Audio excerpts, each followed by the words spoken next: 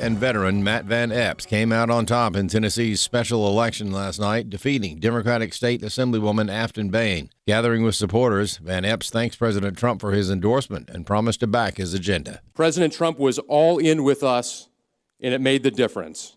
In Congress, I'll be all in with him. Mark Bednar is former communications director for Speaker Kevin McCarthy and had this takeaway. But there's a couple of takeaways from last night's race going into 2026. So President Trump is the most dynamic political leader we've seen in our lifetime. And as such, he built a coalition and expanded the Republican Party in ways that no one even ever thought possible. So it's going to be incumbent upon every candidate, every member of Congress, every senator that's a Republican to go out and engage those voters and work to keep that coalition together, because it's not going to happen by itself. Secondarily, Democratic candidates in this instance was uniquely bad. It's not going to be the case in every House race or Senate race that the Democrat is going to admit that they hate the city that they're running in. After an Afghan national shot two West Virginia National Guardsmen last week, President Donald Trump ordered U.S. Citizenship and Immigration Services Director Joseph Edlow to commence a full-scale, rigorous re-examination of green card holders from countries of concern. Here's Secretary of State Marco Rubio on the vetting process. You can vet what people have done in the past. You can't bet what people might do in the future. There's another dynamic at play here, and that is you could allow someone into our country who has no history of radicalization. Perhaps they even have worked with you in the past, but they are susceptible to radicalization once they enter the United States because they don't assimilate well, because they fall victim to some of this online propaganda and efforts to radicalize people. And 2 or 3 years later, you find that they have radicalized. That is a threat. That is a real threat. The Trump administration doubling down in support of those strikes on drug boats out of Venezuela. We've only just begun striking narco boats and putting narco terrorists at the bottom of the ocean because they've been poisoning the American people. War Secretary Pete Hegseth and President Trump not backing down in their approach to narco-terrorism. I want those boats taken out, and if we have to, we'll attack on land also, just like we attack on sea. We're saving hundreds of thousands of lives with those pinpoint attacks. The House Homeland Security Committee holding a hearing today on what's being called the war on badges, examining the uptick in anti-police rhetoric in this country. Jonathan Thompson will be testifying on behalf of the National Sheriff's Association. What we're finding is that we have so many leaders in our country who are using words like Nazi, Gestapo, the enemy. That is the type of rhetoric that is tantamount to saying fire in a crowded theater, in my mind, and it's got to stop. A university student in Oklahoma says the teaching assistant gave her a 0 on an assignment because he finds her views on biblical values offensive. A University of Oklahoma student named Samantha Fulnecki said on Fox that she received a 0 out of 25 on an essay assignment. I was asked to read an article and give my opinion on the article, and the article was about gender binary and mental health and gender stereotypes, specifically in children, because it's a lifespan development class. She said she gave her opinion and reacted to the paper as she was asked. Naturally, my views are from the Bible and my Christian kind of worldview, and so that's what I wrote about, and I didn't think anything of it. She said that a week later, she received the grade from the teaching assistant named Mel Kurth. He left submission comments saying that my work was offensive, that I need more empathy in my writing. Things like, if I'm going to argue against the consensus of every medical field and every medical association in the United States, then I need empirical evidence to back that. But there's no empirical evidence or any evidence required anywhere in the instructions or in our syllabus. Fulnecki said she thinks she was being punished for what she believes. I think I would just say that God loves him and that I am saddened that they're offended by the truth of the gospel and the truth that I wrote about in my assignment. And it saddens me to see that that offends them and upsets them the way it did. I'm Bronson Woodruff. For American Family News, I'm Rusty Pugh. AFA Action takes attacks on the family seriously. The enemies of the family constantly employ new tactics to try to sneak past our radar. They know if we stand together, their evil plans will fail. Your gift to AFA Action allows us to stay vigilant against their onslaught. And if you give this month, you'll receive access to the Cultural Institute video When Your Faith is Illegal by Frank Harbor on AFA Stream as our thanks. You can make your gift today at afaaction.net. Welcome to Today's Issues, offering a Christian response to the issues of the day. Here's your host, Tim Wildmon, President of the American Family Association.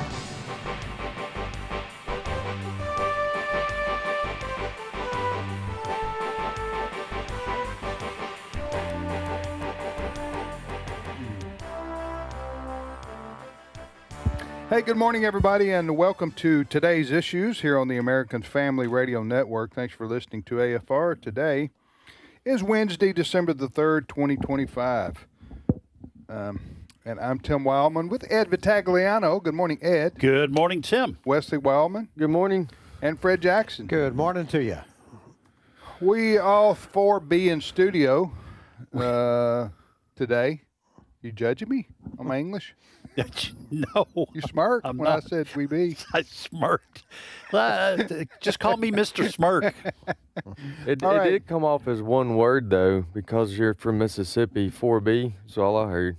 4B. We all be in studio. Yeah. We all be in studio. Well, I don't like the judgment I'm feeling right now. One syllable. I wanted to go with whatever I wanted to say there.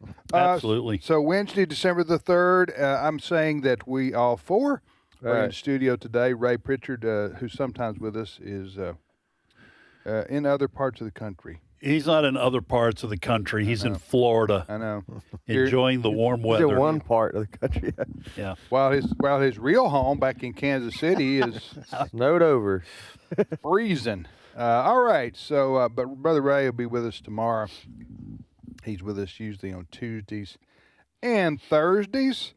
And again, we thank you for listening. Wesley, if folks want to join us on what Ed calls that their internet, how can they do that? I would encourage people, and yes, Dad, I would encourage people to go to afr.net. That's where you can listen 24/7, regardless of how close you are to one of our tower sites.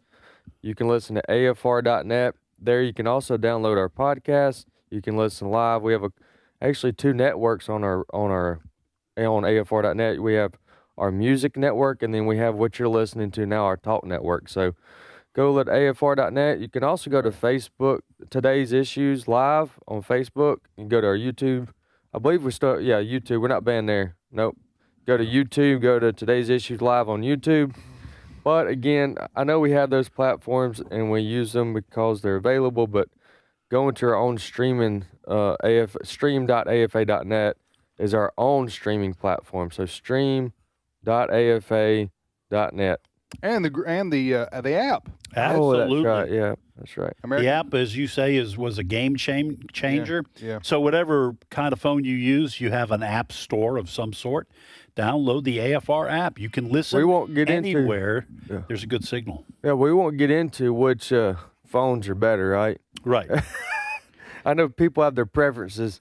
And you got Androids, you got Apples, but everybody's got an app store. Yes, there's some way to access an app for your phone, unless you've got a dumb phone. That's right. If you've got a dumb phone, there's nothing you can do to change that. Can't change that. But for you who have a smartphone, all right, get your dumb phone. Remember, that's all. It used to be. That's all there was. Yeah, dumb phones. Yeah, even when we had mobile phones. Remember the first mobile phones? I don't know if Wesley does. I do. Do you? Well, they weren't before that. They were in the car. They were car phones. Yeah, car phones, the big car phones, down there. And you'd like Magnum PI, he had one. Yeah, I remember. Tom Selleck. I remember driving for the first time with one of those in there, and I just called people just for fun. That's right. Yeah. Just to say, hey, can you believe we're doing this? Yeah. We're talking $5 a minute. I'm driving or around whatever. Atlanta, That's right, talking to you on the phone. I got a phone in my car. You know what I used to do in this? I've embarrassed my wife so many different ways over the years. We've been married 44 years. But when Tom Selleck, the actor, played a Magnum PI, his fast, sporty car, he had a car phone. Yeah. And so I would take one of the kids. You remember the little play phone that you'd get for little kids? And I'd bring it with us on a trip. It was plastic, and I would put it in between our seats, and I would every once in a while raise that phone like Magnum PI, like Magnum PI, and pretend I was talking. My wife she was constantly embarrassed by things I would do. Yeah, your wife said, "What have I done?" And we'd be driving in a Subaru hatchback. Yeah, you got a car phone, dude. Sure. Yeah, but we had car phones, and then they went to the cell phones, but they were really small black and white screen, or black Little and flip gray. phones too. Oh yeah, flip phones. Flip too, phones. that's And then there were the shoe phones. right. Yep, shoe phones. Remember those? Yep. Weighed a ton. Oh yeah, wait. Yeah, try to put Missed that it on your by belt. that Look, much. Yeah, Those kind of shoe phones. I remember. All right, Fred, what's our first news story here we got? Well, Republicans in Tennessee and in parts of Washington, D.C. are celebrating a little bit Are today. they celebrating? They're celebrating. Yeah. Because there was a special election in the District 7 of Tennessee yesterday for a House seat. And the Republican Matt Von Epps won that race. It became a national story because of the Democrat who was running there, Afton Ben, quite a character. Of course, Tennessee, Nashville, the home of country music. Some old audio of her came back to haunt her a little bit. She said she hated country music, didn't like Nashville at all. But she overcame that by saying, I'm in this race, really, because of affordability. That is the new buzzword for the Democratic Party. But Republican Matt Van Epps did come out on top last night. Here's a little bit of what he had to say in his victory speech, cut number 1. Tonight, you've sent a message loud and clear. The people of Middle Tennessee stand with President Donald J. Trump and stood firmly behind our campaign. As we look forward, I say this to my friends in the liberal media and to the professional panickers in my own party. Tonight we showed running from Trump is how you lose. Running with Trump is how you win. So there you have it. Yes, President Trump by phone did some campaigning for Van Epps. House Speaker Johnson was in Tennessee to help out.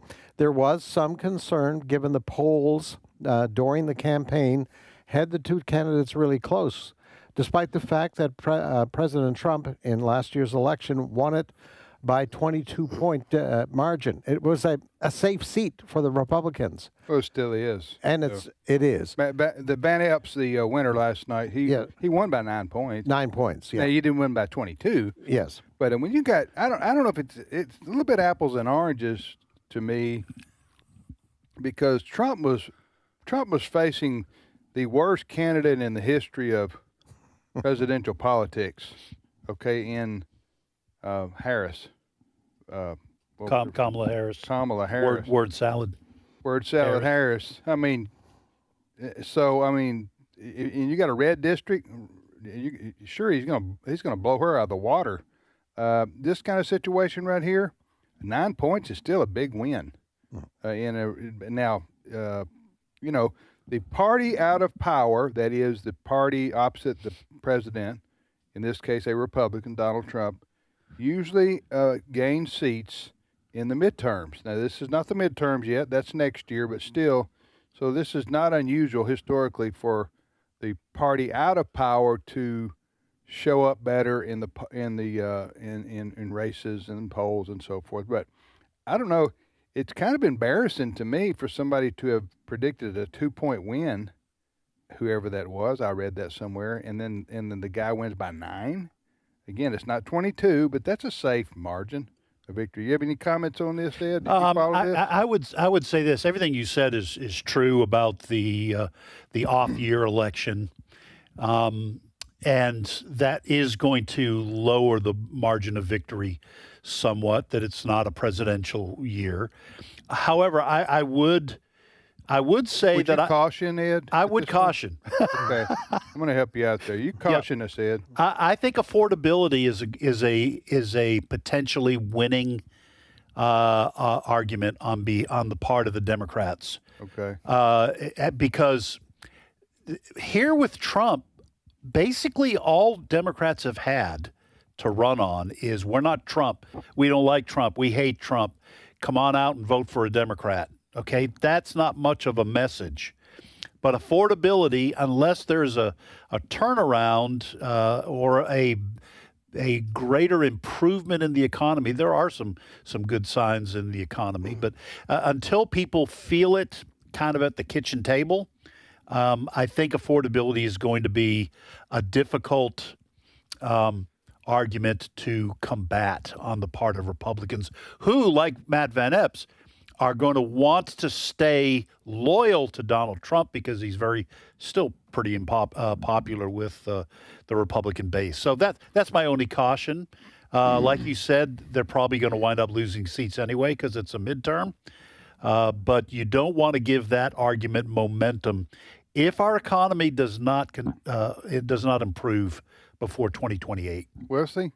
So you disagree with Brother Ed? Well, I still think you're a good person if you do. Yeah, I okay. agree with Brother Ed that from a strategy standpoint for the Democrats, that would be a really good language to use, but it would not hold up in a debate if two good candidates debated it, because the Democrats had 4 years and only made things worse. That's true. Economically for everybody.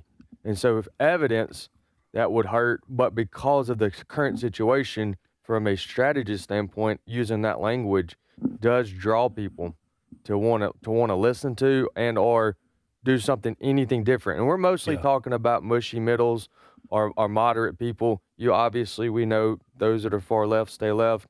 Most everybody that's on the right stays right. But if you're trying to persuade and get more votes out for your candidate and the left potentially upset or win an election, it's going to come. I think that would be as better than the other things they've been trying. Right. As far as politically strategizing, saying that men should be in women's sports is just not working. Or that we should have the southern border wide open. Because at least in this category, they leave it up for debate on how we're going to go about it. Right. Yeah. So excellent. And it would be socialist. Point. Yeah, appreciate that. So I do agree with you. And I agree with you. Yeah, I'm still waiting. I'm still waiting for the. If I can get a candidate, just say free stuff for Tim. Yeah. I'm waiting. I'm willing to listen to that. To that as an appeal to me as a voter. Right. Yeah. Free stuff for Tim. I'll listen to you. Thank you. That's my point. Okay, yeah. Or one of my points. All right, you're listening to Today's Issues. So, Fred, good news for the Republicans in Tennessee yesterday. They have a very thin margin in the House, right? Like 4 or 5, 6 4 or votes? 5, and that's why you're seeing a lot of Republican states redistricting and trying to pick up some more safe Republican seats in various states. But you guys were talking about this affordability issue. Yeah. Well, Trump has a plan. He had a cabinet meeting yesterday, his 9th cabinet meeting since he came into office in January. I think Biden had not anywhere close to that over 4 years. Anyway, Trump made some news yesterday by talking about affordability. He plans the American people to give American people a whole lot of money. Cut number 4. We've only just begun striking narco boats and putting narco terrorists at the bottom of the ocean because they've been poisoning the American people. Trump's voice has changed. Yeah. Trump's voice has changed with age. Have y'all noticed this? Yes, that was my mistake. We're going to get there. That was my mistake. That's Pete Hegseth. Let's go to cut number 9. Trillions of dollars get paid to drug companies, and you still have lousy health care. Obamacare's horrible health care. We want it to go to the people, and then let the people go out and buy their own health care, and they'll do great. Yeah, so he's talking about that. He's talking about people getting more of their tax dollars back. He's talking about tariff bonuses. We're making, according to the president, we're making trillions of dollars on tariffs, and we're going to give the American people some of that dough. Well, that's just what I said. Free stuff for Tim. I'm listening to you. You give me a tariff. So they're thinking, I think, about next year if people are getting a break in income tax. Yeah. And he even hinted at there may be a day when we're not paying any income tax at all, that things will be so good that American people won't have to pay income tax. What are you smoking? I'm just quoting. I ain't smoking. Okay. I'm just quoting. It sounds like we're discussing socialism, and we need to bring our expert. We need to bring our expert We have in. a socialist. You want to introduce him? Well, we are going to introduce Dr. Frank Turek. I don't think it's fair to say he's a socialist. He is probably as much of an expert on the subject of socialism as we typically have. He's host of I Don't Have Enough Faith to Be an Atheist. Maybe you should call it I Don't Have Right here on AFR. Enough Faith to Be a Socialist. Heard Saturdays at 9 a.m. Central Time, and again Sundays at 4 p.m. Central Time right here on American Family Radio. Frank, welcome back. I don't have enough faith to be an atheist or a socialist. Let me ask you a question, Ed. How many caravans are going from the United States to Venezuela? That's exactly. Mic drop. Yeah. Or any other of the other Or companies socialist experiments. How many people are getting on boats to risk their lives in shark-infested waters to go from Miami to Havana? Yeah, it's not happening. Yeah, how you doing, Brother Frank? I'm doing all right. You know, we got Christmas coming up. That's always a good time of year. Amen. But I think I have the cure for leftism. Okay. If people were rational about it. All right. And one is the statement we just talked about. Why are there no caravans going to Venezuela? But secondly, I just, a month or so ago got back from a trip to Jordan, Israel, and Egypt. And have I ever told you guys what the average monthly salary of an Egyptian worker is? What do you think it is? In dollars? Dollars. Average monthly salary of an Egyptian worker in American dollars. $600, $500. Oh, I'm going to say monthly. I'll say $100. I'll say. Let's average it. It's $303. Yeah. A month. Average for a worker in Egypt. Average worker in Egypt, $303 per month, and the average worker in America makes almost that in a day. Yeah, okay. But Frank, what's the average cost of falafel in Egypt? Well, actually, our buying power is about 6 times that of the average Egyptian. Oh, wow. Well, that's the key. That's the key metric, isn't it? What's a new camel going to run you? Yeah, I don't. That's bad. I was thinking about that joke. That was a bad joke, but because not all Egyptians. Let's get over the hump and move on to something else. That was a boom. But your point being, my point being is that if you want a cure for people who think this country is a bad country, go to some second and third world countries. Gotcha. That do not have the same free enterprise system that we have. I mean, I enjoyed my time in Egypt. There's so many great sights to see. But economically, it is a very poor country. All right. Well, let me play devil's advocate here, okay? Not because I believe any of the garbage I'm about to say, okay? But this is what you're going to hear in America from college-educated students. That's their first mistake. With their IQ just continuing to soar, okay? This is what you are going to hear from a lot of young people.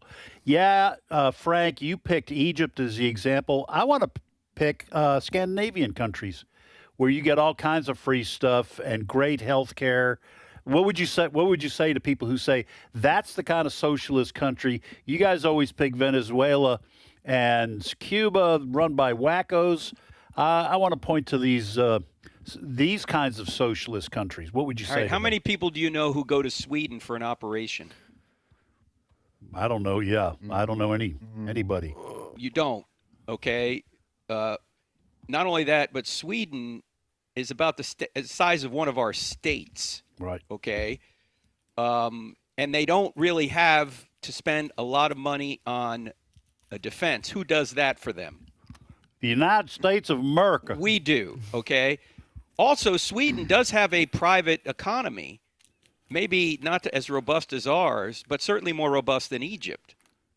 Okay, so there are so many differences. Also, they basically, until immigration, had a pretty homogeneous population. Now, immigration is causing them trouble as well. So, and fourthly, they're all living off the vapor of Christianity.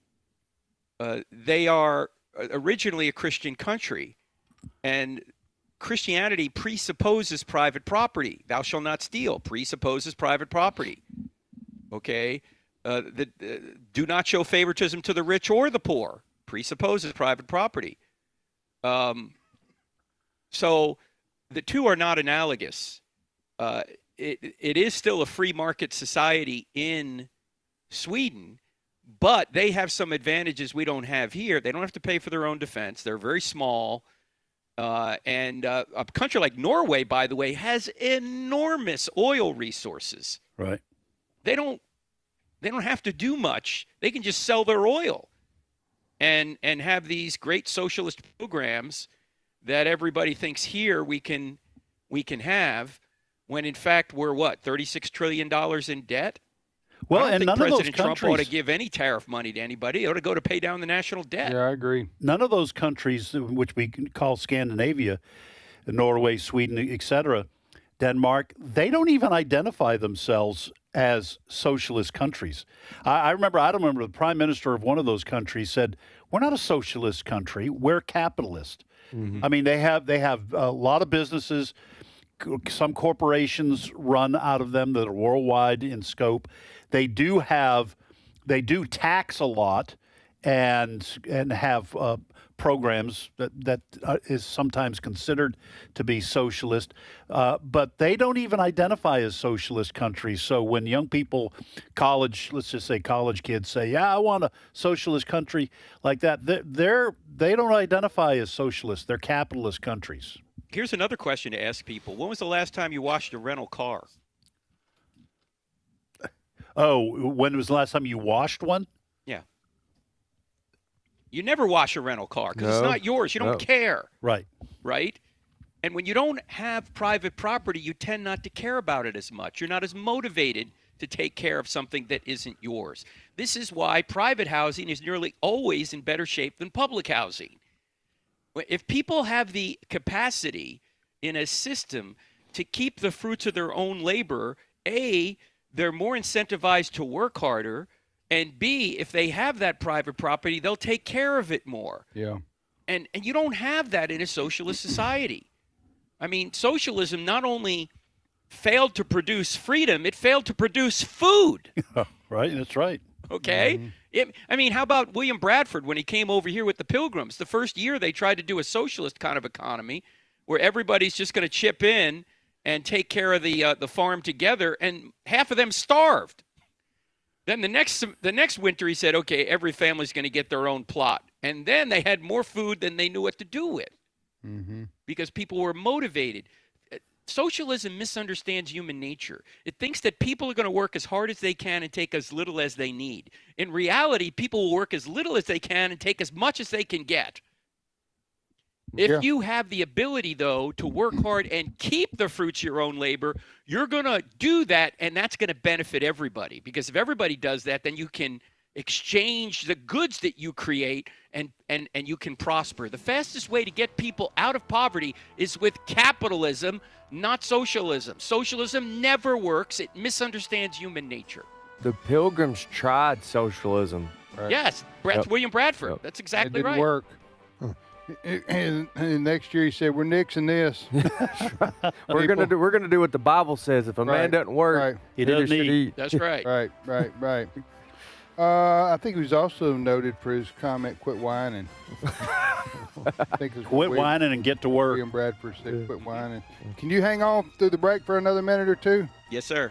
Okay, Dr. Frank Turek joining us from the Tar Heel State, the great state of North Carolina. Fred Jackson, Tim Wildmon, Ed Tagliano, Wesley Wildmon. We'll all be back in just about 3 minutes or so.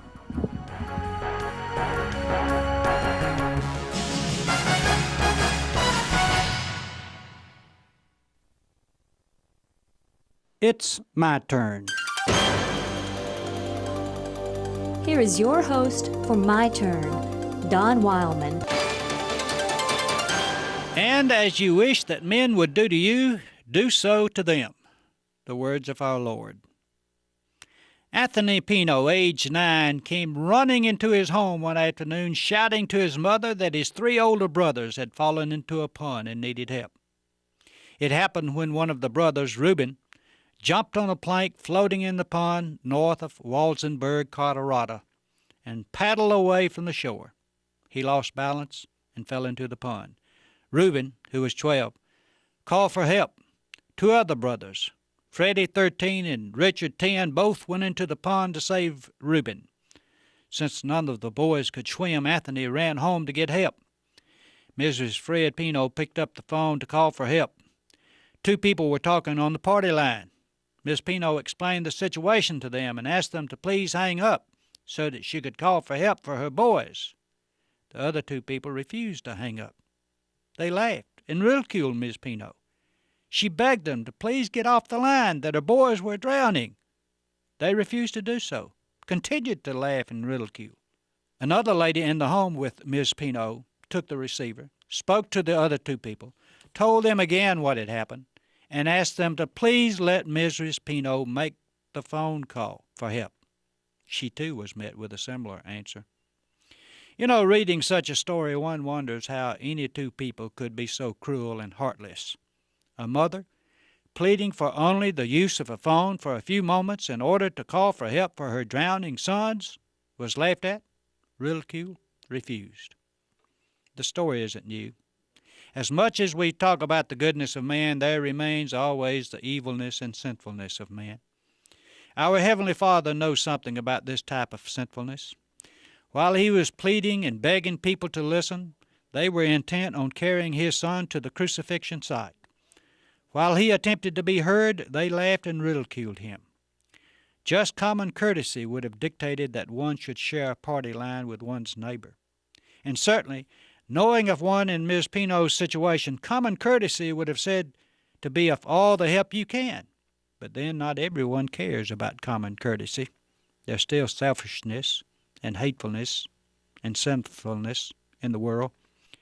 For thousands of years, our Father's been trying to get us, all of us, to treat each other like our brothers. And for an equal number of years, we've been refusing. Do unto others as you would have them do unto you. Stupid, silly, out of date, childish. Some people evidently think so.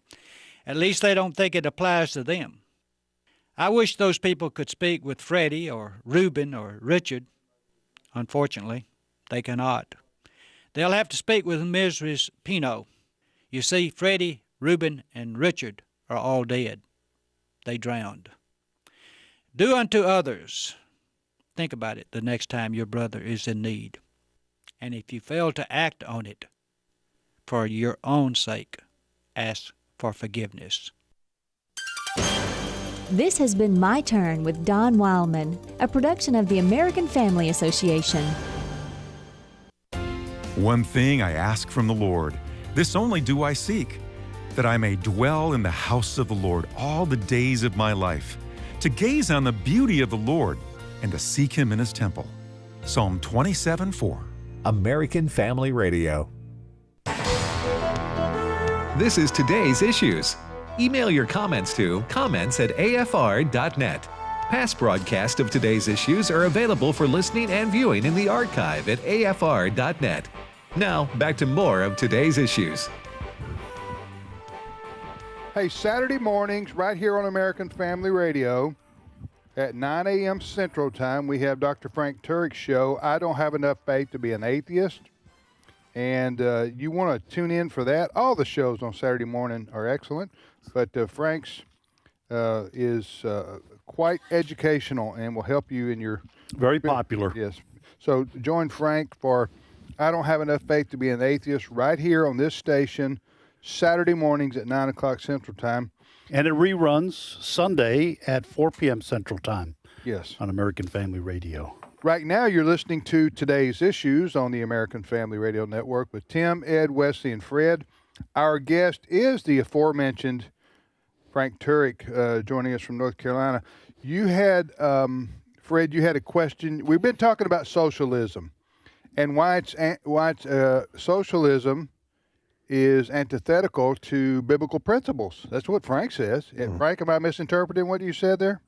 No, that's the case. It presupposes private property, the Bible does. Okay. Now, go ahead, Fred. You wanted to ask? I wanted to ask you, Frank, a little bit about Venezuela. And in particular, over the last couple of days, there's been some controversy in the media about an incident involves the shooting at one of these drug-running boats coming out of Venezuela. And the controversy has been apparently in an incident back several weeks ago, there were survivors from the first missile that hit the boat, and another missile was fired to take out those survivors. Now, Secretary of War Pete Hegseth was asked about this yesterday during a full cabinet meeting at the White House, and this is what he had to say, cut number 3. Admiral Bradley made the correct decision to ultimately sink the boat and eliminate the threat. He sunk the boat, and eliminated the threat. And it was the right call. We have his back. I want those boats taken out. And if we have to, we'll attack on land also, just like we attack on sea. We're saving hundreds of thousands of lives with those pinpoint attacks. So the question seems to be, Frank, is this second missile taking out the survivors? Some people, some Republicans and Democrats are taking issue with that. What say you? Yeah, well, typically you don't fire on survivors. I don't know the details of the case, but if that is indeed the case, and they were survivors and they were helpless in the water, typically you don't fire on them, you rescue them and, take them prisoner, in a conflict. But I don't know all the details of the case. Was the boat still underway and they fired a second missile to take out the boat and it took out the survivors too? I don't know. Yeah, Fred? The picture that we're left with, there's the survivors that were in the water. That's the picture we're left with. That the boat was destroyed. Yes. Okay, but was the boat destroyed by the first missile or the second missile? And when they fired the first of all, you're probably not going to be able to fire a missile at individuals in the water. Usually they're, you're targeting an object. So unless it was laser guided and they knew where the victims were, I don't know the details, but if the second missile was to take out a boat because it was still underway and that also happened to take out survivors, okay, that's different than if they're just firing on survivors. Right. Okay. No, that is going to be the subject apparently of a hearing, because what Hegseth said yesterday is that he saw the first strike, and then he left the room to go to another meeting, but he trusts the judgment of the man who was in charge, Navy Vice Admiral Frank Mitch Bradley, and Hegseth says Bradley made the right call in sending in that second missile. That's where we are, but it's going to be the subject of a hearing. They were also trying to destroy as much of the drugs as possible, and there was drugs still floating. So, as Frank said, also too, let me just say this. Any country has the right to eliminate terrorists that are trying to terrorize their country. I could keep going there, but I don't understand if there's a terrorist who's trying to terrorize your country, and you limit it. I don't understand. It depends on how you define terrorism. What? Yeah. Well, and I'm not saying that what President Trump would say, his administration, Pete Hegseth, that we're fighting narco-terrorism. Right. And that's not a new word, right, Ed? I mean, that's been used before. Yeah, it has. Go ahead. Let me just say this. It becomes a little more ambiguous in my mind. The righteousness of the cause, as opposed to somebody wanting to fire a nuclear weapon at the U.S., maybe, well, sure, like Iran. Okay.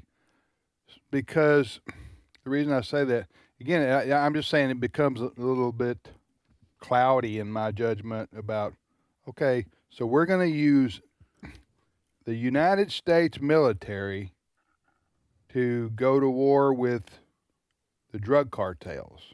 Okay. Well, they already came to war to us when they killed when the drugs from those countries killed over 100,000 Americans last year. Well, and I'm not saying you're wrong. I know. That's how the people who would be for firing missiles at boats, eliminating the drugs. That's what they would say. Just what you just said. And I don't know.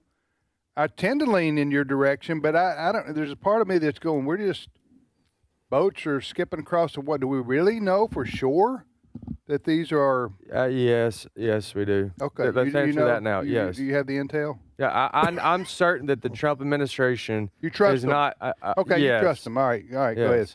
Anyway, anything more to discuss on this? Well, I do, but let's let Frank. Go ahead, Frank. Since we got him hanging. I would say, what would be the reason the Trump administration was risking political capital on destroying, say, pleasure boats, not drug boats, coming from Venezuela? It would seem that they really believe that these are boats that are running drugs, and when they hit these things with weapons, the drugs are revealed.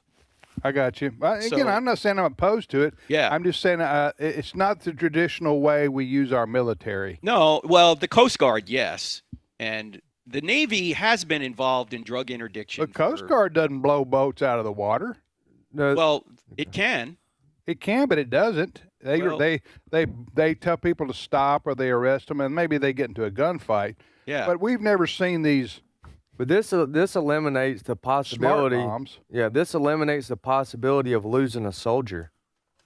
Yeah, the Navy for years has been involved in drug interdiction, particularly in the Florida area. Okay, it's so less efficient. Fred, go ahead, Ed. What do you think? I'm against it. I'm against against what? blowing up these boats. And now, listen, this is part of the discussion, and Americans are having this discussion. And you're weak. You are weak. To me, well, he's from Boston. Boy, you guys just turned nasty all of a sudden. Okay, see, so let me start from the beginning. Okay, drugs are coming to this country because Americans want drugs.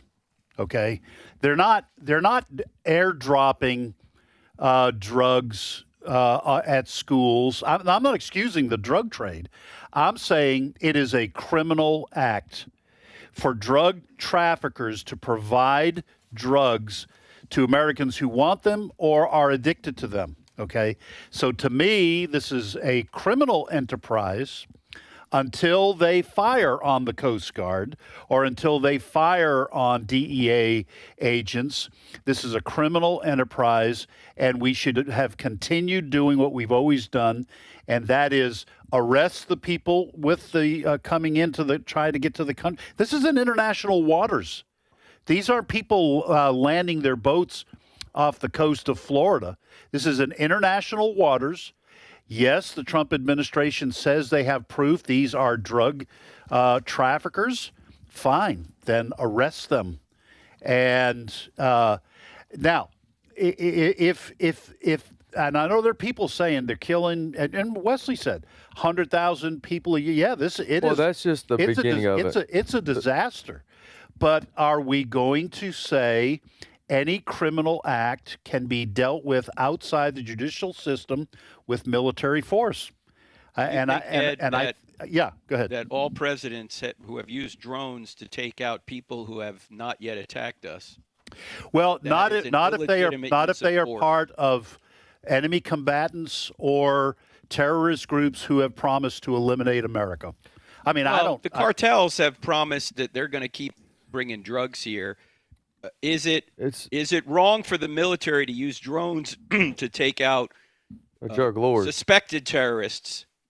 I'm telling you, I understand what Ed said. I'm kind of caught in the middle here. I'm Wesley, what you're saying. Listen, it's different. It's Ed's talking about criminal. Yeah, it's a criminal enterprise. Which is a law enforcement. Yes, that's what I'm saying. We don't use the Marines to enforce our laws. Okay, so when you're talking about taking out boats out in the middle of the Well, when Gulf you, of Mexico, Gulf of America, yeah, and using the military for that reason. Well, Frank, let me ask you this: human traffickers. They're bringing let's say they're bringing girls into this country. that's part of this too. For prostitution. You think we should be able to just shoot them? If they're crossing the border and illegally, if it's an invasion, there could be a case made for that. Yeah. No, out in the middle of the Gulf. That's what he's talking about. Well, I wouldn't say that because you don't want to kill the girls. Right. But let's say they're what I'm saying is this is the potential for ever expanding death penalty. Okay? Oh, it is. Yeah. So they're coming across. You catch them. They've got a bunch of girls, and you say these your kids? No, we're trafficking. You shoot them. Well, no. And I'm saying, I mean, if you can arrest them, you can. But it's in an apprehension. Force is authorized. Okay, if they're trying to escape, and what if these boats? Suppose they get into U.S. waters, and they ignore warnings, turn back, or you'll be shot, and they keep coming. That's all different. Yeah, that's not a what warning. we're dealing with here. They get a warning, and you're going to be arrested. Yeah. There's no. Is there a warning on these boats? Well, yes, there is a warning. The warning was about 2 months ago. 2 months ago, when the first boat came over and the first boat got shot. That's the warning. You don't come back. You don't come back across over here. By gosh. Or you die. I mean, and they keep coming. I agree. That's the warning. Well, it is a difficult situation, but let's suppose one of these boats is coming loaded with explosives. It's a terrorist boat. Are we obligated to allow them to get to shore? No. Or we arrest them? That is not what I'm talking about. No. Well, I'm just. Yeah. They're trying to what if you hear to death. No, what I'm pointing out here is that every country has a right to protect its borders. Absolutely. And if there is a threat coming to the border, 100%, and that threat is repeatedly warned to stop and they don't, you have authorization to use lethal force to So stop you're in favor of us invading Venezuela? Okay. No, listen. That's what I'm saying. Logic. I'm trying to use the same logic that I'm hearing. And by the way, I still love everybody. I just want everyone to know. Well, I still love everybody. I love you too. I'm Switzerland here. I'm neutral. But if you're going to say you're bringing bad stuff into our country and it's killing Americans, therefore go to China, stop or we're going to kill you, then you have to also include the possibility that we invade Venezuela because that's where the drugs are starting. No, we don't have to invade Venezuela to stop them from sending stuff here. We can just stop them from sending stuff here. But you could. Okay. Well, you could, but why? Excuse me, fellas. Cut the root out. You ever seen a dog and he has this tail behind him and he turns around and it ain't there, and then he looks around and trying to find his tail, and he flips around again and no, ain't but there. I'd pay to see that. We have There's a word called we have entered that talk show zone. Listen, it's called deterrence. Okay, it is. Hey, Ed, we still love you, but just remember, Yeah. the next time the phone doesn't ring, Yeah. it's me. That's right. That's right. All right, thank you. All right, Frank, what's coming up this weekend on your show here? We have the great Katie Faust on, who also has a program on the American Family Radio Network. We're going to talk about us before them. Actually, it's them before us, meaning that as parents, we should put our kids before our own desires, particularly when it comes to marriage. So many parents tragically get divorced, and the kids have to pay the price for that. So we're going to talk about the fact that them before us is how we ought to live our lives, particularly because it also lines up with what the Bible says. All right, that's coming up Saturday, people, right here on this network. Station you're listening to, or our AFR app. It's called I Don't Have Enough Faith to Be an Atheist, with our guest right now, Dr. Frank Turek. So join Frank at 9 o'clock Central Time on Saturday. And loads of great stuff. And on Sunday his afternoons, podcast. as you said, at 4 o'clock Central Time, we re-air Frank's show. Thanks, Frank. Take care. Thanks, guys. See you. See you. Yes, sir. Just get one more. Are you gonna one more. No, Wesley's got to get the last word in. All right, what I go taught ahead. him. That's what I raised him to. Go ahead. You go ahead. In fact, in all seriousness, I'll make this comment, and then y'all can get the last word in. Okay. All right. But I would say there is a case to be made, and there has been cases to be made for United States of America to use military force in other countries, boots on the ground, to take out a terrorist, Osama bin Laden. Yes. Okay. Yes, I agree with you. I know. I'm gonna let you finish. Let me just finish, then you go. Okay, go. But so when I was just making the only reason I even made that statement is because Ed mentioned about should we then go into another country and blah blah. Well, yeah, I think there's always a case to be made to go boots on the ground to eliminate a terrorist, which I agree with the Trump administration and the White House website about this group being a narco-terrorist group. Yeah. Go ahead. Well, again, it goes back to what we define as terrorist, and really it may be a matter of degrees. It is. Yeah, because I would say this: if you're talking about, for example, Al Qaeda and Osama bin Laden, you're talking about people who make conscious decisions to attack Americans. We have to kill them. That's part of this. Okay. Yeah. This thing down here are drugs. Drugs aren't personalities. You know what I'm saying? Right.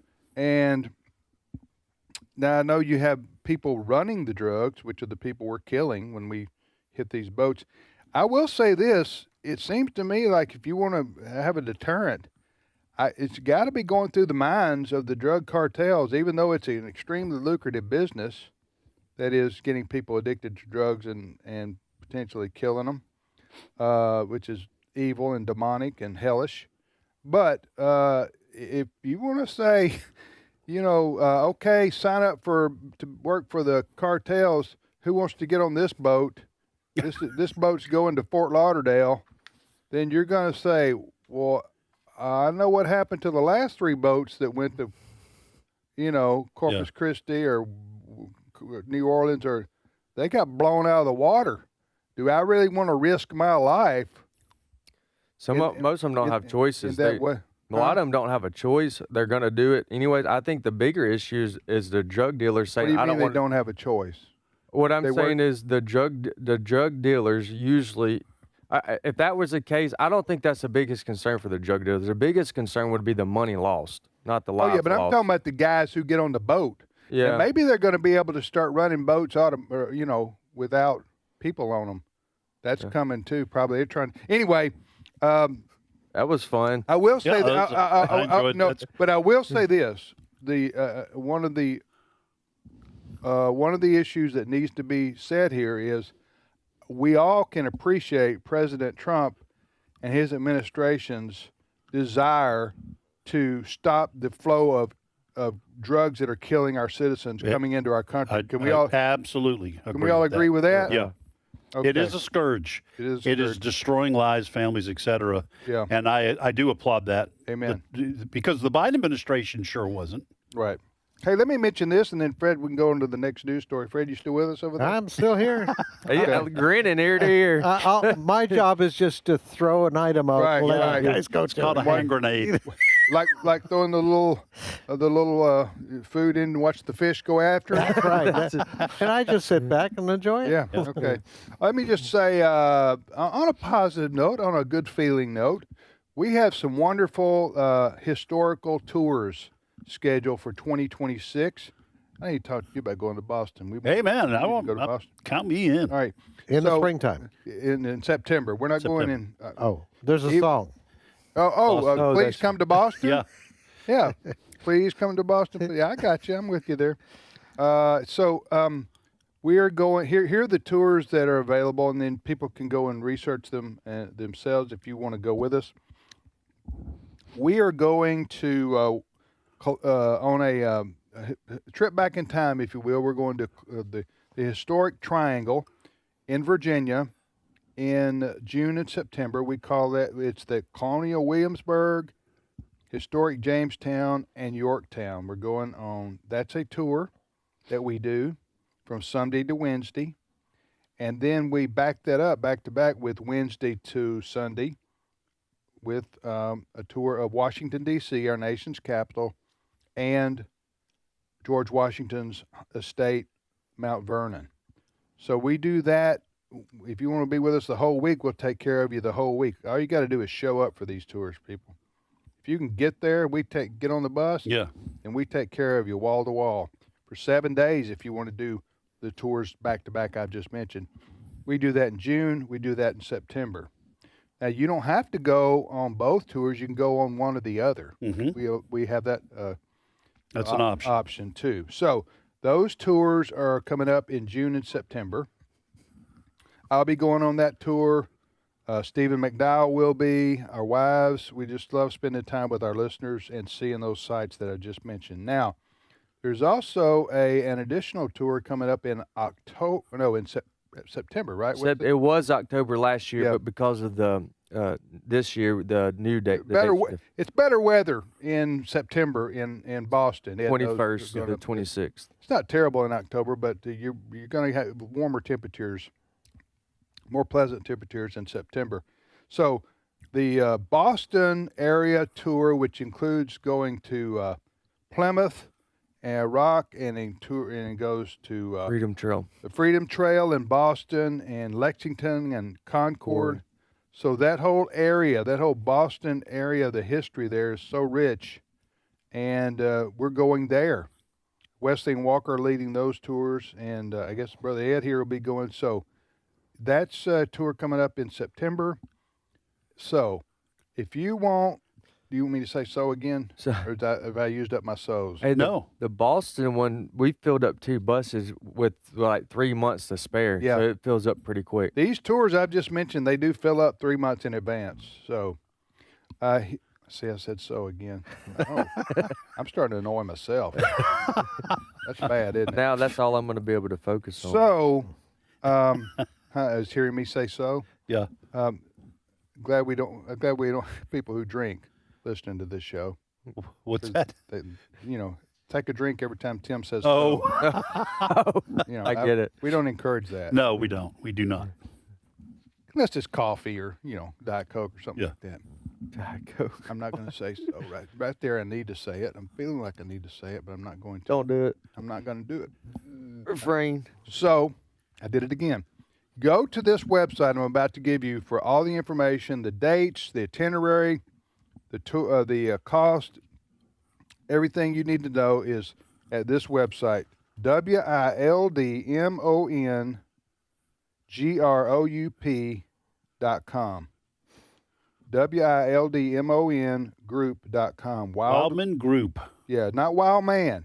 Right. Okay, we changed our name. My grandmother did, like almost 100 years ago. So it's WildmonGroup.com. Check it out for all the information there. We got about 2 minutes left. Fred, you got any good news for us? Or good news for you? Good news. Let's talk about Hillary Clinton. Non-controversial. Oh, awesome. I missed her. Yeah, well, here she is. She's talking yesterday to a Jewish group, and she was blaming TikTok for giving American college students bad information about what happened on October 7th, 2023 in Israel. And then we get a response from Lawrence Jones from Fox and Friends. Cut 11. Smart, well-educated young people from our own country, from around the world, where were they getting their information? They were getting their information from social media, particularly TikTok. That is where they were learning about what happened on October 7th, what happened in the days, weeks, and months to follow. That's a serious... Anyway, she was blaming TikTok for misinformation on what happened. We agree with her on this. And we agree with her on that.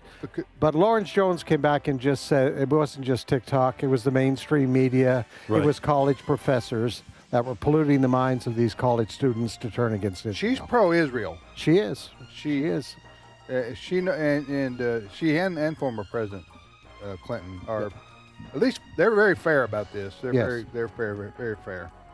All right, we will be back in 5 minutes with Steve Paisley Jordahl. We'll see you back here then.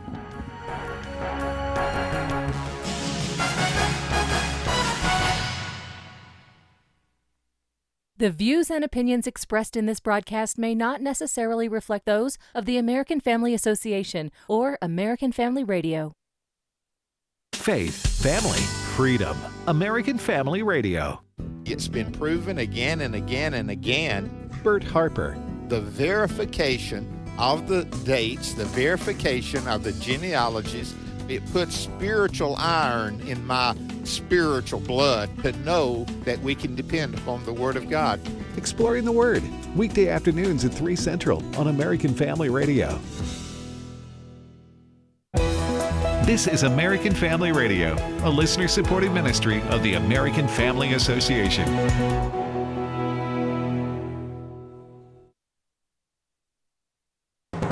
American Family News, I'm Rusty Pugh. The deadline to renew Affordable Care Act subsidies is soon approaching, and lawmakers must either extend the subsidies or introduce alternative measures. Grady Trimble tells us more from Capitol Hill. There are several plans floating around right now, though none of them has consensus just yet. The latest proposal is from Senator Josh Hawley, and he wants to make medical expenses, including health care premiums, tax deductible up to $25,000. President Trump has said he won't support any plan that doesn't simply put money back into Americans' pockets.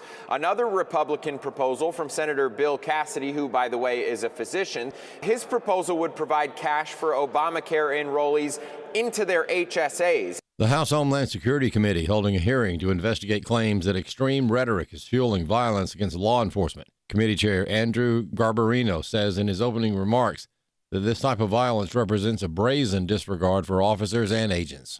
According to DHS, ICE officers are facing a shocking escalation in threats, including sharp increases in assaults and death threats since immigration enforcement activities began. This dramatic rise underscores the serious risks these officers face in the line of duty.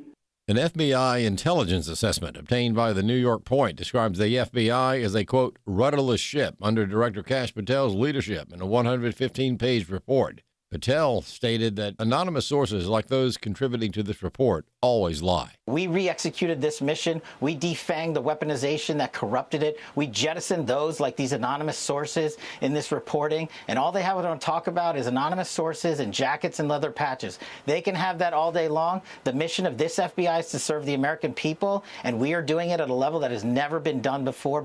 Malaysia plans to resume the search for an airliner that vanished over a decade ago.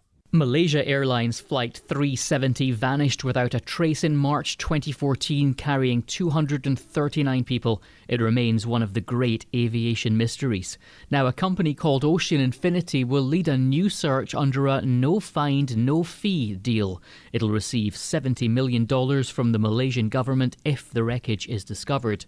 An investigation in 2018 found the plane's controls were likely deliberately manipulated to take it off course. Satellite data suggests the Boeing 777 came down somewhere in the Indian Ocean. Jonathan Savage, Fox News. A school district has been given a letter warning that actions toward a religious education program could lead to costly litigation. Chris Woodward has more.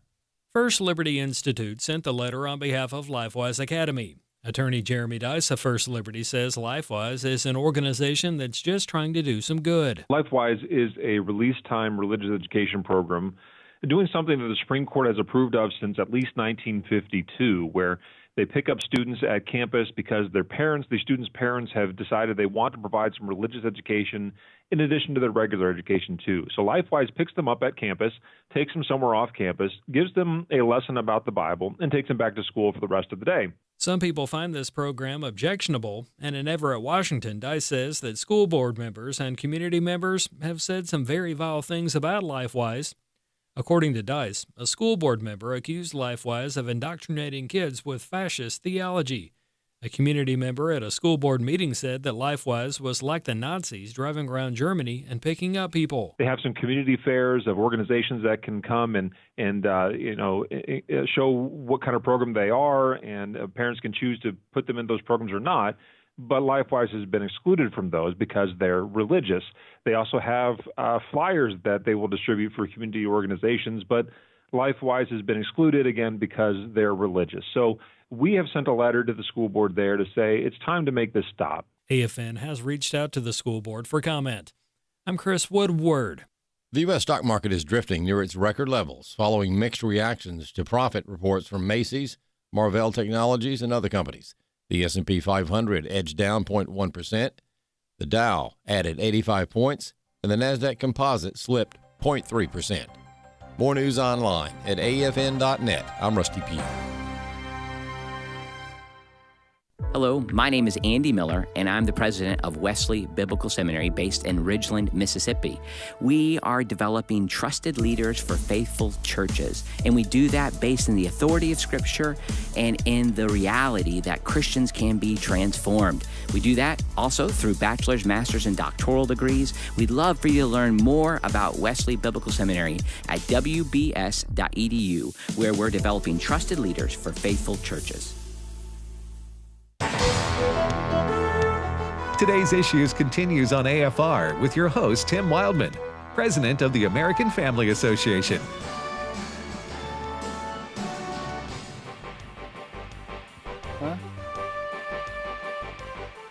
Hey, welcome back to Today's Issues on the American Family Radio Network. Thanks for listening to AFR. I'm Tim with Ed and Wesley, and joining us now is Steve Paisley Jordahl. Good morning, everybody. How you doing, Brother Steve? I am well, thank you. Doing well. So before we get back into the political and international and all kind of other news we got lined up for this half hour, the most important news right now to a lot of Americans is college football. Very, very much so, especially playoffs are coming up. They are. But this weekend, before we get to the playoffs, we got a lot of big conference championship games, and you know which one I'm looking forward to watching? Well, see, they already had the Egg Bowl, so okay. I live in SEC country. Yeah. And I follow SEC football, but I don't really care about Georgia and Alabama because they play every year. Okay, true. Right. Kansas? Sometimes more than once. And I just say good for them. Good for them. That's excellence. Good for Alabama. Good for Georgia. I want to watch Indiana and Ohio State. Yeah. The Big Ten, the championship game. And I was telling Brother Cole, who runs our video out here, he's an Ohio State guy. He and his dad, Ken, and their family, they came down from Ohio to work here in Mississippi. Not newly converted. He's always been Ohio. Oh, no, yeah. Buckeye. They're Buckeye all the way. Yeah. They're Buckeyes. Who wouldn't be? Hey, you win every game. That's right. Who wouldn't want to be a part of that? No, but they came here from Ohio. But I want to watch Indiana and Ohio. But I told him this. I said, you know what? It's the Ohio State Buckeyes versus the world. Because unless you're an Ohio State Buckeye fan, everybody else is rooting for Indiana. Because why? Because Indiana's that great American underdog story. Same thing with Alabama when they were winning national championships. Everybody, except for Alabama fans, pulled against whoever was playing them. Yeah. Yeah, that's just the way human nature is. Yes, it is. And so we want to see the king of the hill pull down the hill, right. Don't we, Ed? That's right. Unless you're the king of the hill, which we say we root for excellence in America, right, no. but not when it comes to sports. Right. So anyway, Ohio State's number one. Indiana's number two. Yep. Indiana, as Ed said, has never won anything since Hoosiers. Since the movie Hoosiers. Since the movie Hoosiers. Indiana, we didn't even know Indiana played football. Well, they were pretty good, and not football, but basketball. Basketball, yeah. The Larry Bird but football, no. Indiana's never done squat in football, and I say that as a Mississippi State fan. I know what squat. I know what squat is. You're a squat expert. And when somebody does it.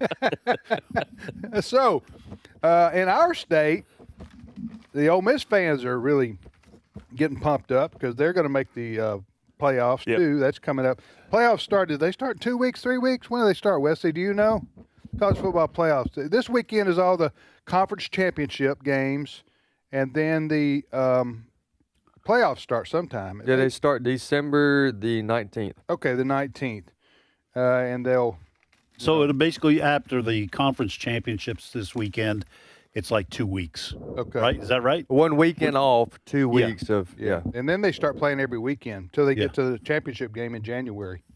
So anyway, what you looking at, Steve? I'm looking at the difference. There was a dispute, not a really. We didn't land blows, but Ed and I were looking at two different lists of college football lists, and he is looking at the AP Top 25, which is what most people look at. I have in front of me the CFP rankings, which are the college football playoff rankings, which determines the seeding in the playoffs. They had the committee that announced them last night, right? Right, yes. Okay. And they're a little different. They're a lot the same, actually, mostly the same. Ohio State and Indiana are the same. Georgia's number 3. Texas Tech is number 4. They agree in that. Oregon number 5. Ole Miss number 6, 7. They're the same. 8. Texas A&M is 7. Right? Yeah. Let me get the top 25. There it is. Oklahoma. Then there's the coaches poll. 7, 8. Oh, yeah. So Oklahoma. So it's the same at the top. So yeah, you got to. Oregon is number 4. Yeah, there's little moderate differences, but not big. What'll be interesting to see is if Alabama loses to Georgia, if they get booted out of the playoffs, because you're not supposed to lose your position if you are playing in a championship game. But right. But who knows? Because that would they are number 9 in the CPF rankings. Yeah, CFP rankings, I should say. All right, so we'll see what happens there. Yeah, and you're listening to Today's Issues. What's your first story, Steve? Speaking of colleges, we have the latest college out of many to decide that they're going to take seriously President Trump's mandate that they get rid of all their gender nonsense and the pronouns and the DEI stuff. Texas Tech campuses have announced that their Chancellor Brandon Creighton has announced that there are new restrictions on how college professors may teach DEI or the differences on sexual orientation in classrooms. They may not promote, according to Brandon Creighton at the Texas Tech University system, the idea that one sex or race is inherently superior to another. They may not promote an individual by virtue of their race or sex is inherently racist or sexist, and on. All the DEI stuff, they cannot promote it. They can teach it as one of many beliefs or this is what's out there, but they can't say now that because you're white, you're automatically racist. Right, we're seeing a trend since day one of Trump and his team entering the White House for his second term, a trend in the removal of DEI practice amongst corporate world and also college campuses. Because I saw this morning, there's roughly 400 college campuses across the country who have either eliminated DEI from their program, or they've rebranded it to be more inclusive for everyone.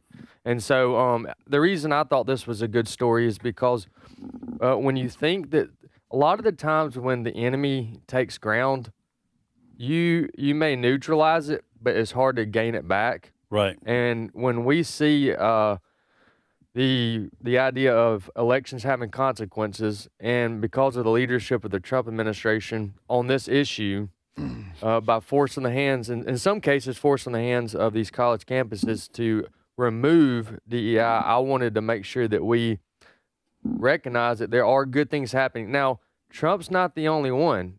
Now this is a little bit of a leap, but there are a lot of people across it. This is a little bit of a leap as far as the direct results of why this happened. However, there have been a lot of Christians and a lot of conservatives obviously concerned and fighting back on this issue, and they spent a lot of time trying to make the case that this is the opposite of its definition.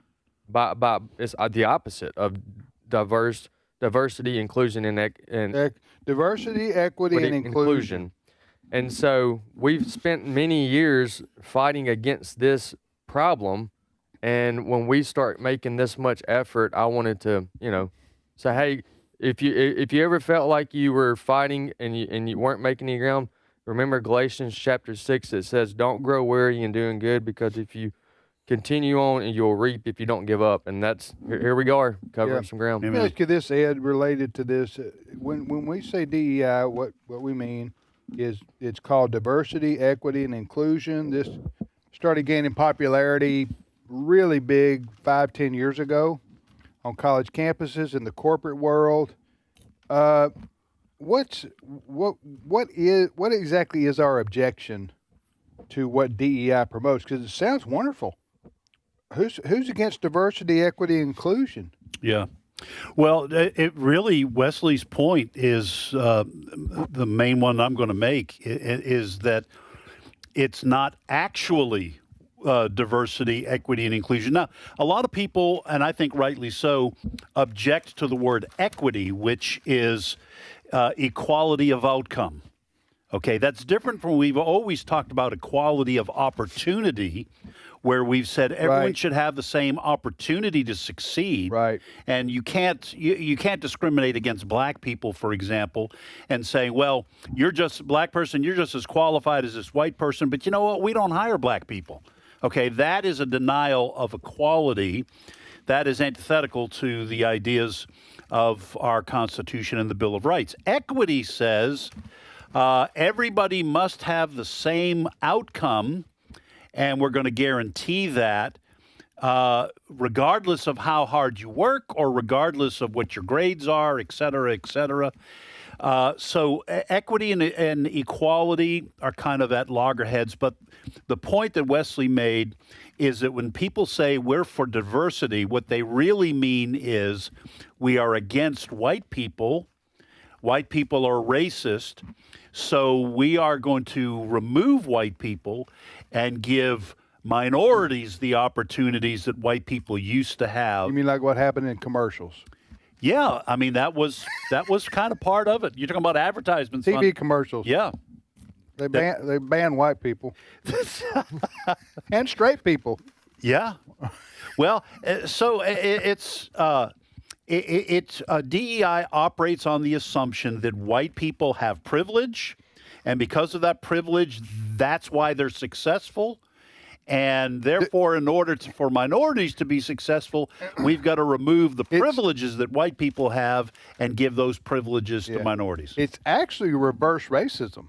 Yes. Is what it is. Yes. Because they're classifying these people on the left, look at the white race and say it's by definition racist itself. It's fascist. It's colonialism. It's all those things. all those bad things. Buzzwords. Which some of it is true in history, but guess what? White people didn't invent slavery. Right. You know what? In Africa, they're still doing it today. One tribe enslaves another. In Arab countries, they don't care. You know, they're at war. The Sunnis and the Shia, the Persians and the. So I mean. White people did not invent slavery, okay? And they didn't invent, they didn't invent privilege either. No, and guess what? Guess what? Before the Europeans came to the United States of, what was then the New World. Yeah. Wasn't called the United States of America then. It was British.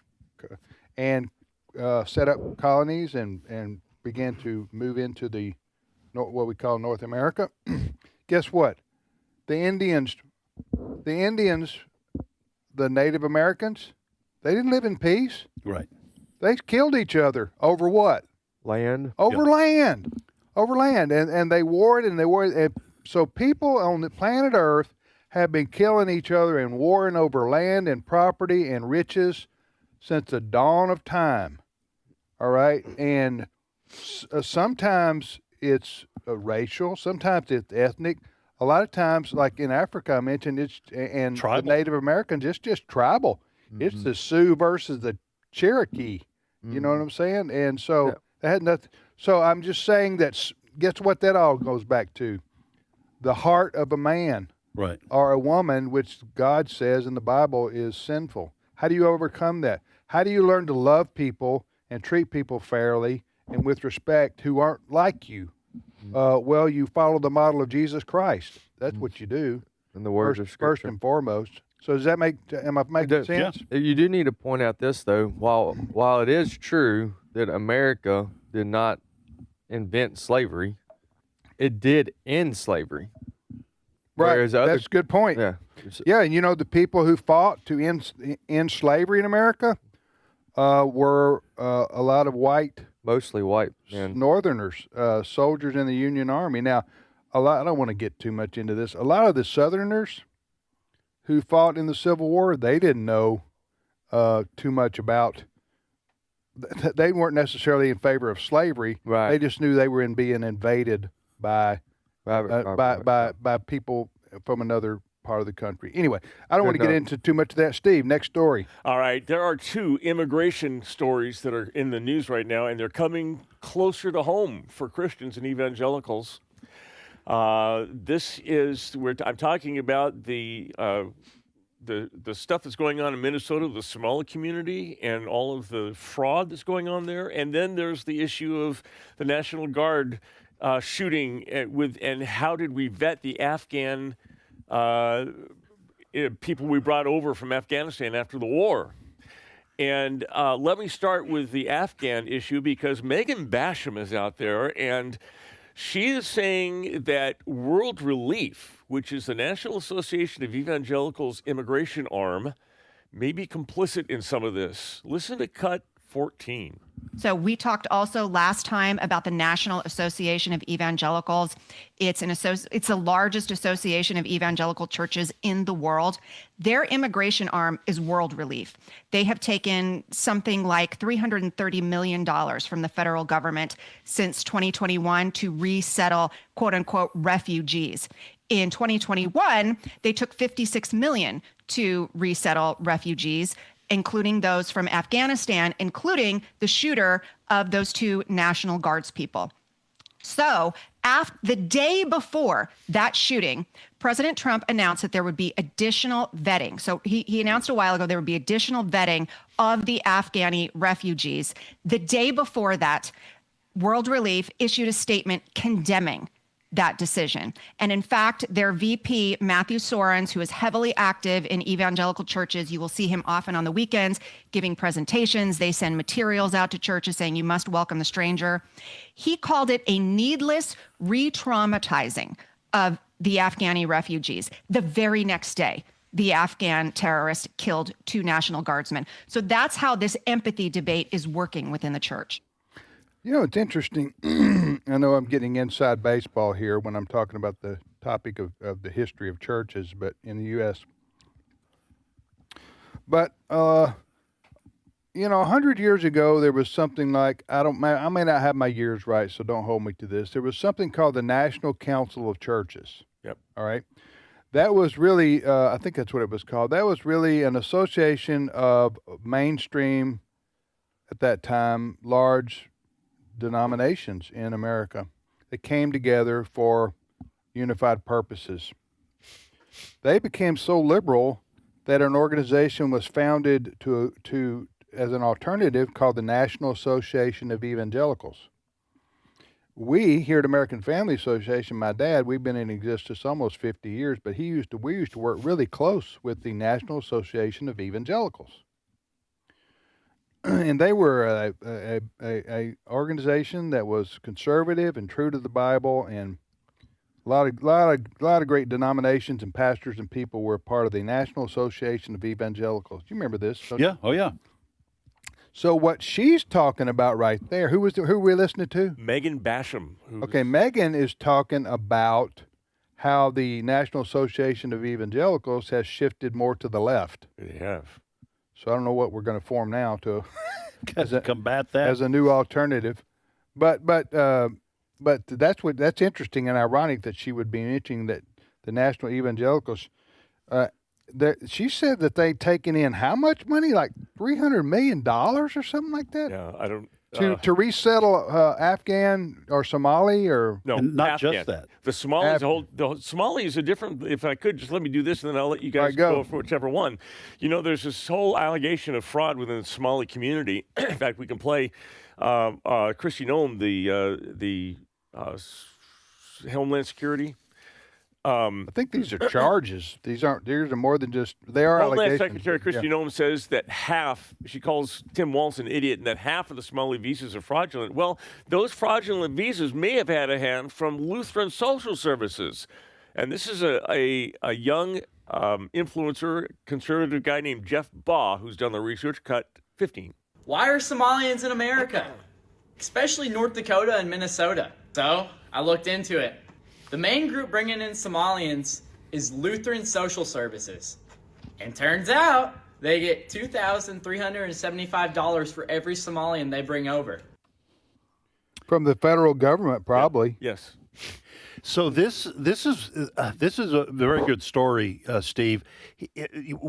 So the United States, since 2020, with the election of Joe Biden, the United States was not only being inundated by illegal immigrants, okay, coming across basically an open border on the south.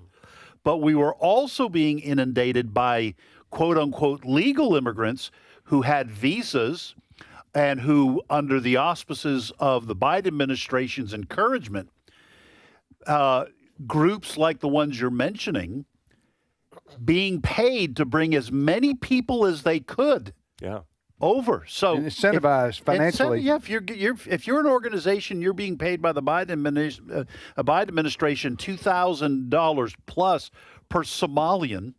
You're going to make sure you get as many Somalians into this country as possible because you make money.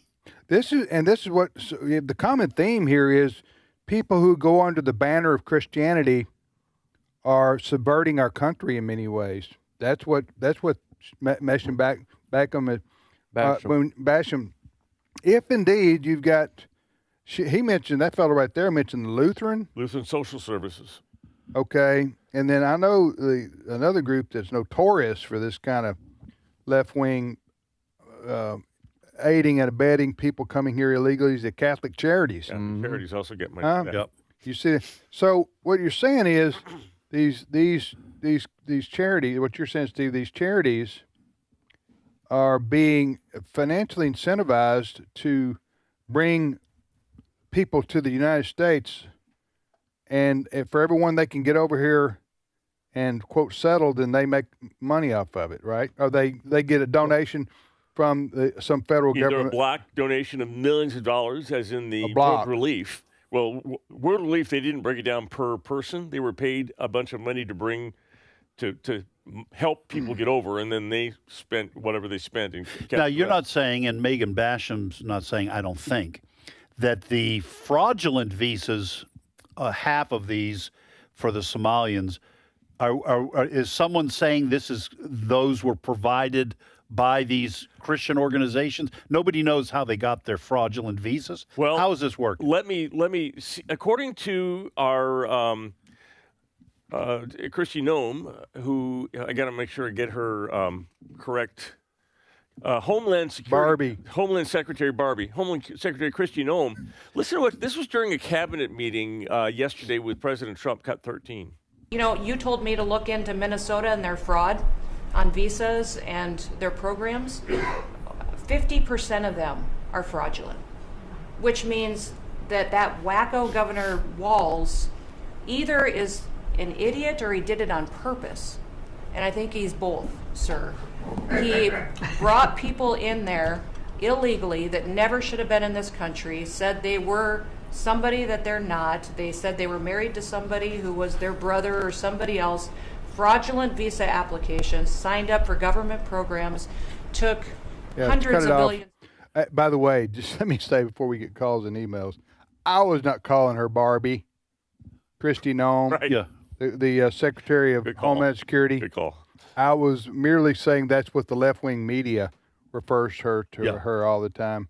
You're being sarcastic. I was being sarcastic, but I didn't get a chance to finish my sarcasm. Yes. Which will lead people to believe that I'm calling her Barbie, which is disrespectful, which we get emails and phone calls for. Yeah.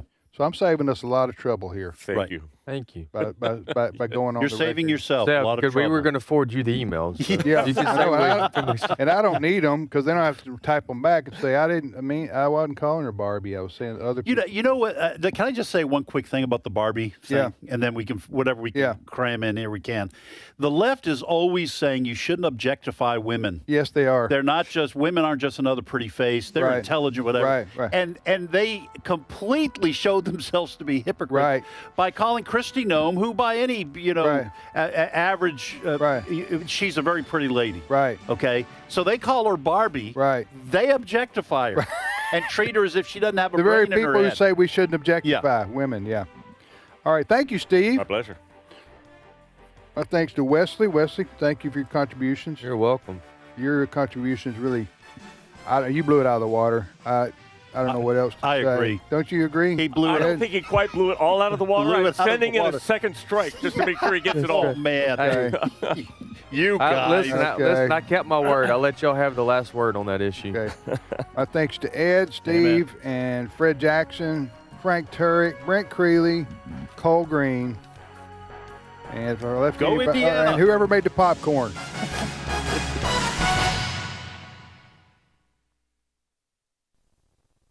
Hello, everyone. I'm Tim Wildmon, president of American Family Association and American Family Radio. A vacation with a purpose. That's what